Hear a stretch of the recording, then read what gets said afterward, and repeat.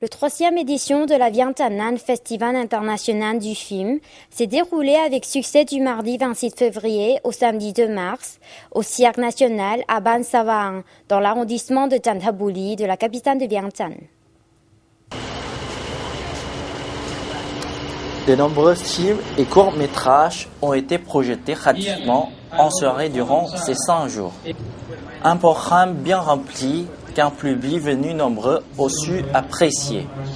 Le festival a été officiellement ouvert le 26 février par le directeur du département du cinéma du ministère de l'Information, de la Culture et du Tourisme, M. Boonchao Pichit, en présence du vice-ministre de l'Information, de la Culture et du Tourisme, M. Bongen Sapuvong, de l'ambassadeur d'Allemagne au Laos, M. Robert von Richard, des organisateurs, des créateurs, des acteurs laos face à un public enthousiaste. Lors de son discours d'ouverture, M. Boonchao Pichit a remercié chaleureusement les organisateurs et tous les sponsors qui, grâce à leur contribution, ont facilité la réalisation de ce grand événement.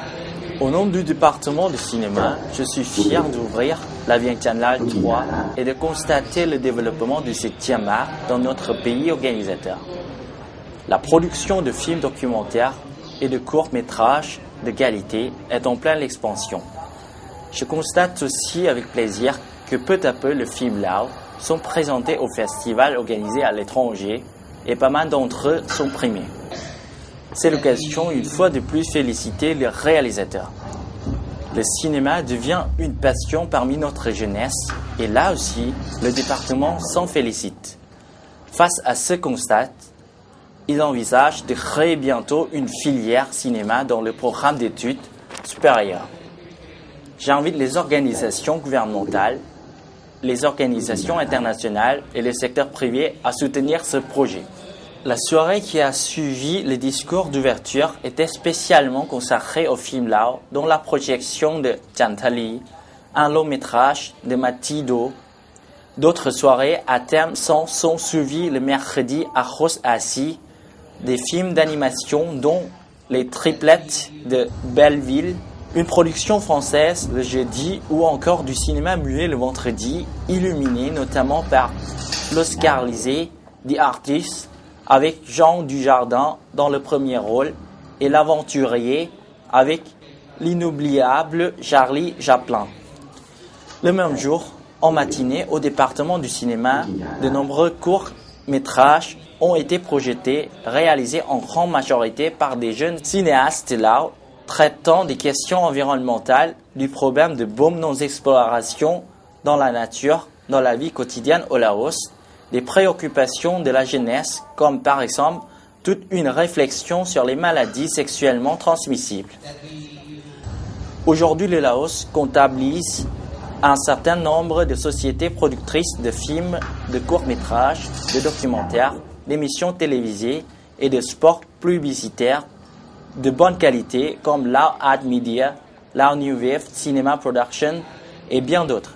C'est un excellent moyen de promouvoir la culture, les traditions lao et les sites touristiques afin d'inciter les étrangers à visiter en grand nombre le Laos.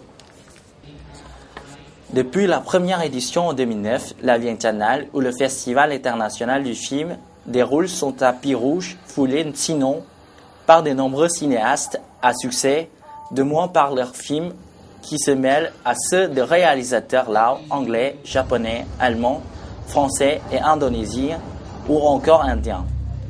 Les festivals et projections de films ont été accompagnés par l'organisation de plusieurs ateliers tels que Zombie Film Making, Basic Film Shooting Technique, Color Technique ou encore Junk Animation, destinés à proposer aux amateurs de passer de l'autre côté de la caméra ou du pinceau sans se prendre les pieds dans le tapis. Enfin, le samedi, la compétition de court-métrage a permis de clôturer la semaine en beauté et inviter les participants à se donner rendez-vous dans 2 ans. En soirée, un concert a rassemblé les groupes lao dans une ambiance électrique et a fait trembler le chapiteau.